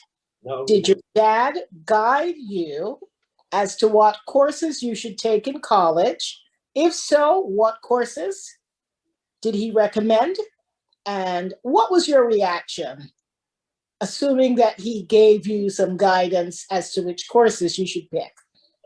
So actually, he tried, but we disagreed a lot. So I remember he wanted me to do accounting or just like a straight business degree. And at the time, I did well in principles of accounts at Christ the King when I went there, but I absolutely hated it. I know how to debit and credit account. I know how to balance things. I just don't like accounts. It triggers like a section of the brain that I just like don't really vibe with. But when I was in high school, I did really well in economics as well. And so the first thing on my mind, particularly because I was really into reading the BBC at the time, like when I was watching cartoons, that will always turn it off and just like stop watching that and like turn it to BBC. And so I was really into reading that and reading The Economist and reading Financial Times.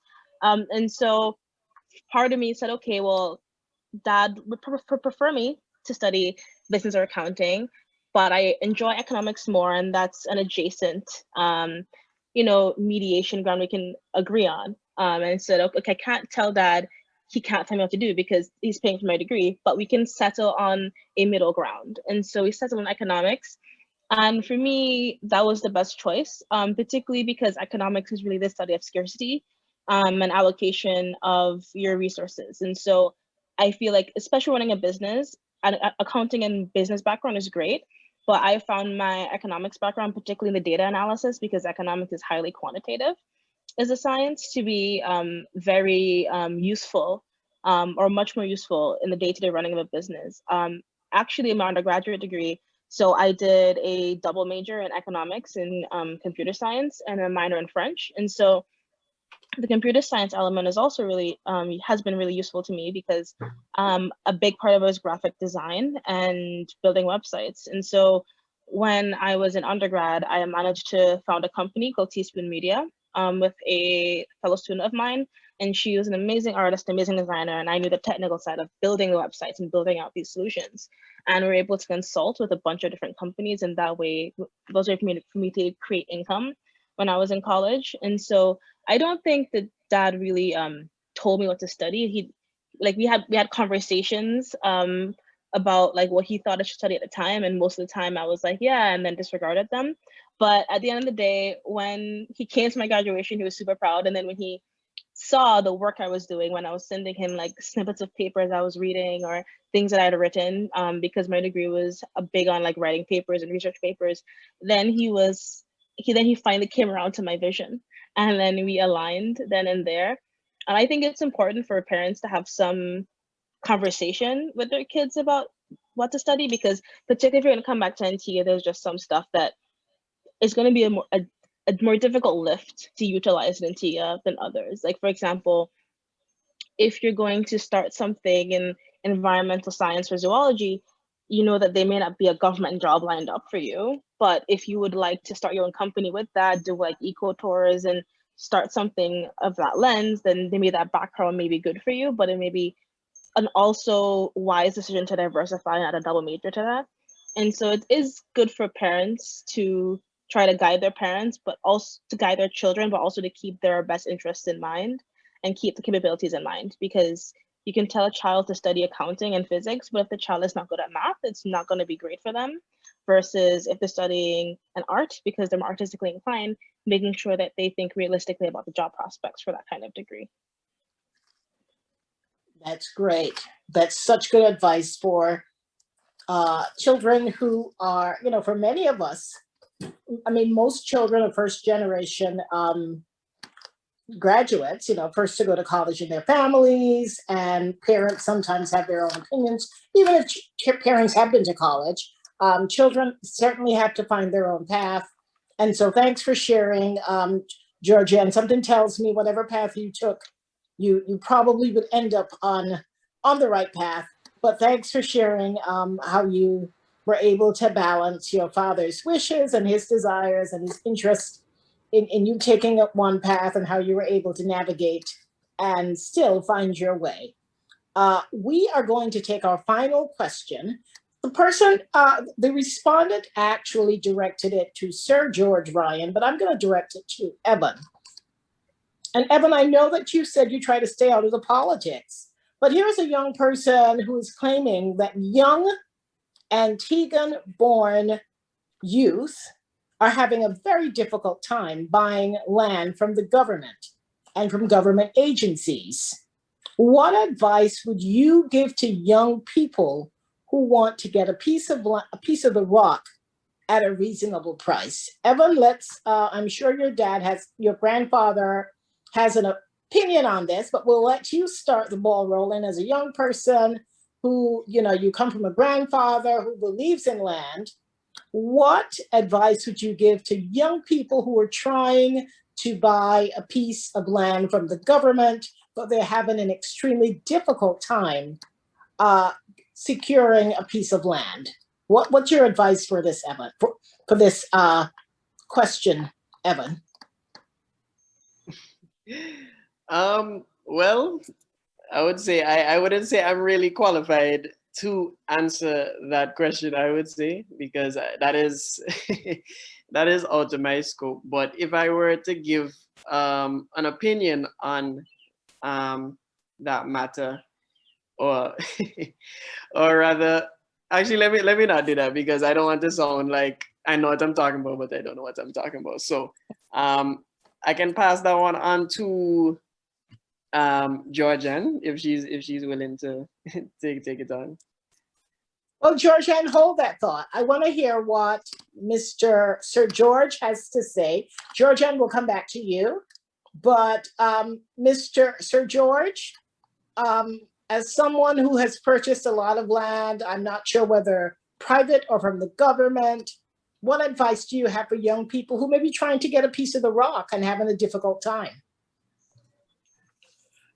My advice to them is that to keep trying at it, you know, keep bombarding the government desks or the minister or ministry of land about purchasing land, because they're promised that every time there's an election here that they have this amount of land for young people and all that sort of thing. Very few have ever got it. What I have done with some of my lands, though, is that I have made sure that in my departing lines that I may leave for people to administrate, is that each one of my grandchild would get a plot of land on which they can build their house. They don't have to pay for it. And I have put that into motion. And if Evans at any time, even right now, I haven't said anything to him about this as yet, but Evans, is a piece of land laid away somewhere for you. Oh, And be sure that it will be yours. all of my grandchildren, regardless who you come from, whether you were born by a cat or a bull cow. Brian, You are going to have a thing. I'll tell you a little more. Every one of my children on birth had an account started in their name, which I contribute to every month. And the last one, which is Jordan, who lived with me, we used to compete with our change every year, or a hard dollar note and 25 cents and so on. Sometimes when we count our piggy bank at the end of the year, Jordan would beat me sometimes. Sometimes I beat her off. But they never spend money idly. And Paul and all of them, they had their account at the bank. And when they were 18, it was turned over to them. I'm not proud of what some of them did with the money. It was turned over to them. Georgian is always having, oh, daddy, I make more, I save more money than you. So she's a little miser, you see her there, where money is concerned. She now to squeeze a dollar out of 25 cents, And this is some of the, I don't like, you buy a pop gun for your child. You buy some stupidness for your child. Give me a break. Let us educate the children in the areas that can help them to develop and grow and make you proud as you grow older. Fantastic. Mrs. Fields, I'm going to give you the final words. This has been such an enriching discussion. We didn't know that Paul had all that money when we were young people. We should have known, right? We never knew. He acted like he didn't have money, but he had money. But no, this has been a very enriching discussion. I want to thank all of our attendees. We had a strong crew. You stuck with us.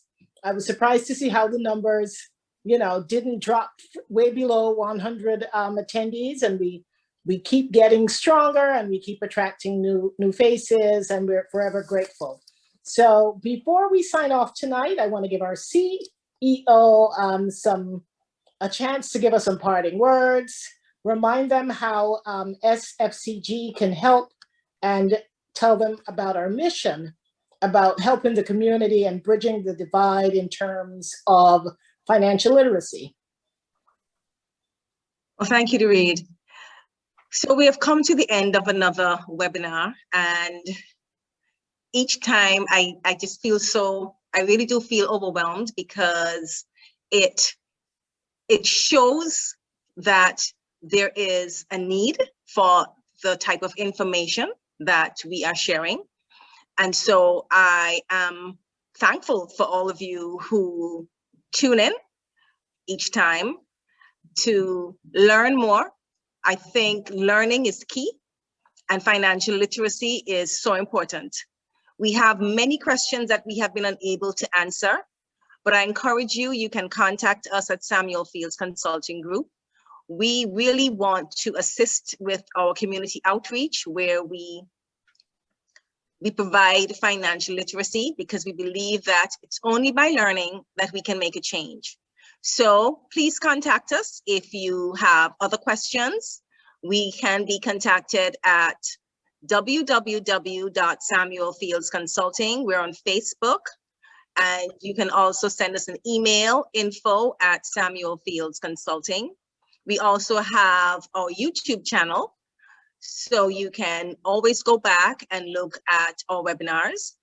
And so we're doing all of this with a view to together trying to see how we can improve our literacy, understand money, make it work for us, increase our wealth, pass the wealth on to our generations to come. So I really do want to thank the Ryan family. Sir George Ryan, you have been such a treasure. So much information you have provided to us, and we're so grateful. Thank you, Georgianne and Evan. I know your parents and grandparents are proud of you. You've shone. And so from Samuel Fields Consulting Group, I just want to thank you all. Thank you. Continue to do the good work in your corporation, and recognize that people are watching you and are trying to learn from you. So thank you once again. To Miss Spicy Moderator, thank you so much. You've kept us spiced up. So thank you so much. And we look forward to seeing you again. It's clear that this particular topic, there's more areas to unwrap. So we may very well be looking at this a little further in our next webinar, but stay tuned and you'll hear more. So thanks again to all. Okay, thank you so much, Mrs. Megan Samuel Fields. I also want to take the opportunity to thank some of our staff behind the scenes. We have Sushanto, who is our technical director, who helps us put these webinars together, and he makes it seem so easy and flawless. I want to thank Lisa Francis. She is the COO at Samuel Fields Consulting Group, and she's an online moderator. I also want to give special recognition to Mrs. Dorothy Blackman Brown, who is one of our consultants, support staff. Nothing leaves our desk until her very discerning eye gives us the green light. She's a real treasure and joy to have around. And we just want to thank everyone who has played any part in pulling this together, even Paul Ryan for your question, and for, you've been our link to the Ryan family before we even knew the rest of the family. So we definitely want to acknowledge you as well. And, definitely being a beacon for at least our generation. So thank you everyone for joining us. This has been 2 hours well spent. I hope you enjoyed. I hope that you were enlightened and that you got some nuggets that you can now take back into your personal lives, your businesses, and be more informed, more literate financially, and ready to make leaps and bounds along your financial journey. Sir George, continue to walk good, continue to be a beacon to Georgianne. I just know, and Evan, I just know we can sit back as when we retire, knowing that Antigua and Barbuda will be in great hands, looking at the vision and the drive that you bring as 2 young persons who have been privileged enough to benefit from the wealth of knowledge and support from your father and grandfather. So everyone, it's been another great Thursday night. Stay tuned to Facebook. If you're not following us on Facebook, you need to follow us so you can be apprised of the next event, which will happen we're in May, the next one will be in June. No, we're in June, what am I saying? We're in June, the next one will be in July. Where is the year going? So have a great evening, everyone. Cheers, and thank you for joining us. It's been another great edition. We'll see you soon. Bye. We're signing out from Samuel Fields Consulting. See you next time.